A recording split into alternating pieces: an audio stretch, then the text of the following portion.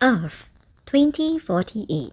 14 years have passed since the Chrono Rift catastrophe when the deep space tunnel opened above Earth's orbit. Wanderers made up of cosmic energy called metaflux started appearing on Earth, attacking humans and destroying property.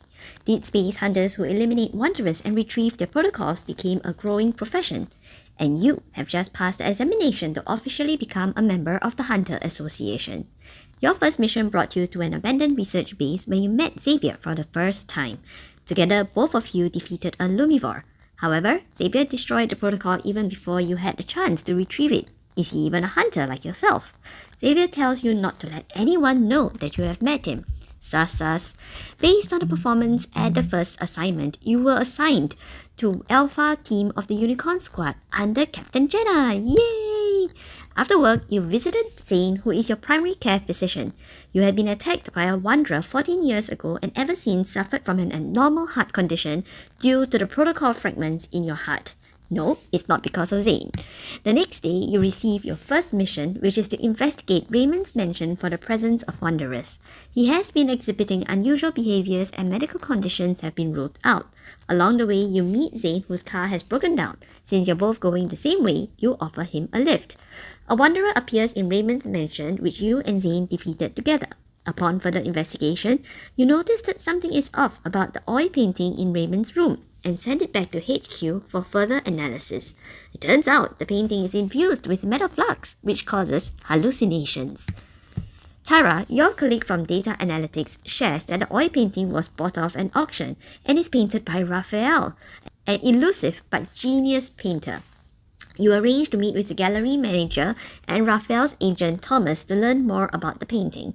Thomas shared that Raphael had complained about weird noises in his studio and requested that you check out his studio for any presence of wanderers as well.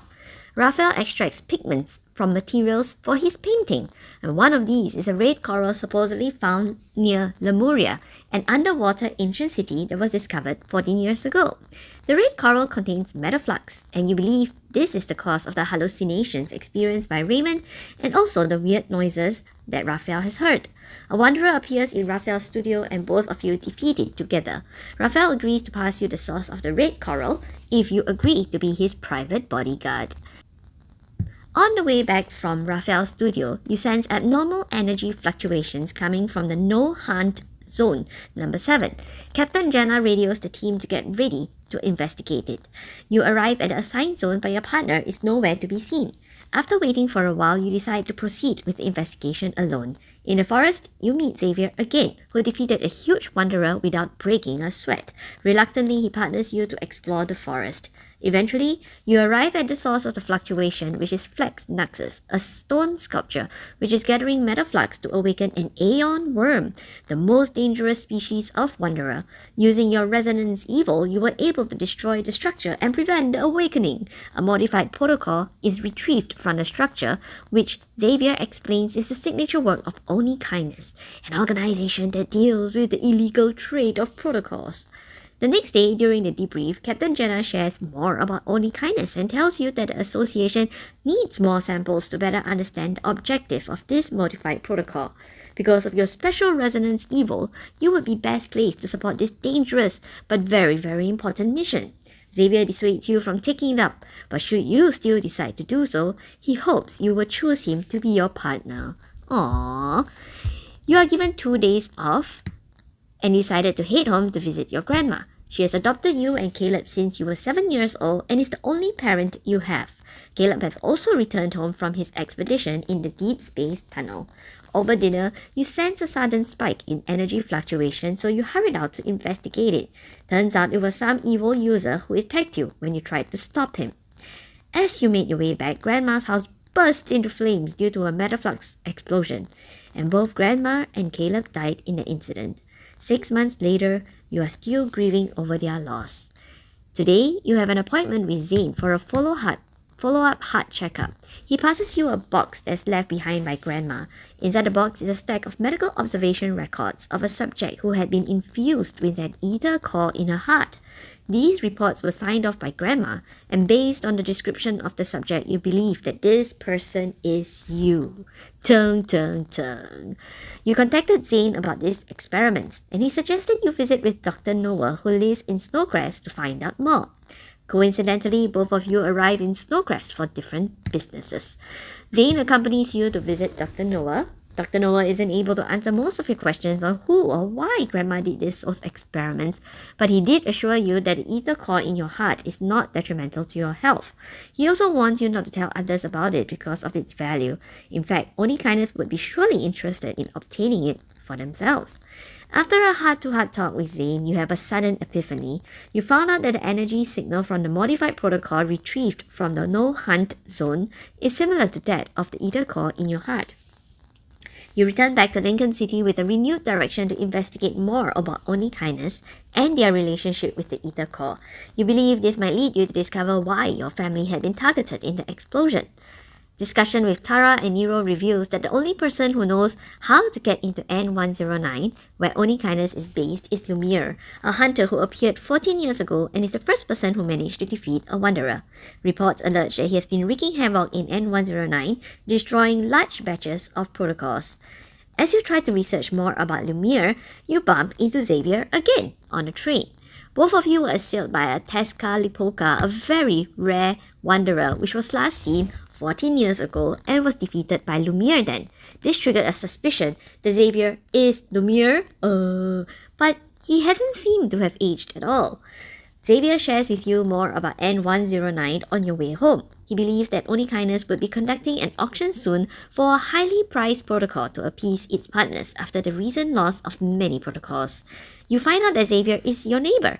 Seeing your desire to follow this thread of investigation and that you're aware about the ether core, he shares with you the highest level access to the Hunters Association database. The only lead you have in the database points you to a mysterious death of an Ever Pharmaceutical Group researcher. While trading intel with an informant, he shares with you a new bounty that's come up. The target is Rafayel. You visit Rafayel to check on his safety and hopefully learn more about getting into N109. Rafayel agrees to help you if you first help him obtain a protocol from Hat Island, which he needs for his painting. On Hat Island, you defeat a deluged wormlord together. Rafayel also reveals that he is a merman, la la la, when he rescues you from drowning. In exchange for your assistance, he gives you with an invitation card to the nest for the next hunting day. The nest is located within N109 and is a place where people trade intel about mysterious protocols. It seems like Rafayel's aware about your interest in the ether core too. Meanwhile, news from the Deep Space Aviation reports that Alpha P0159, a planet which can be reached via the Deep Space Tunnel, is dead, as the stir energy on it has been depleted. Xavier is in an alley talking to an old man. The old man reprimands Xavier for being a traitor to their kind as he refuses to use you to save his planet. Xavier silences the old man. You meet Xavier at the nest and he quickly whisks you away. Realizing that you do not have a game plan to survive or escape N109, he introduces you to his friend Jeremiah, who runs a flower shop. Jeremiah provides you with the necessary identity and disguise to attract Only Kindness' attention, while Xavier briefs you on how to carry yourself while trading intel.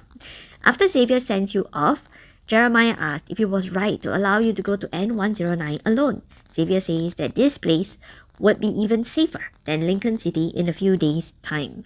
He also alluded to a non-intervention principle and how others had violated it, which had led to the death of Grandma and Caleb. You contacted Rafayel again to guide you on how to lay a bait. He shows you the rope and then he warns you of the high price you will need to pay for the information you seek. Then he leaves.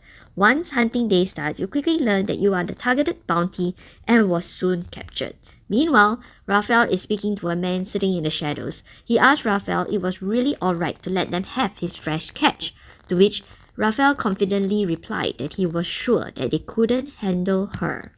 Cutscene to the outer space reports, and we learn that Traceback 2 is fast approaching Earth.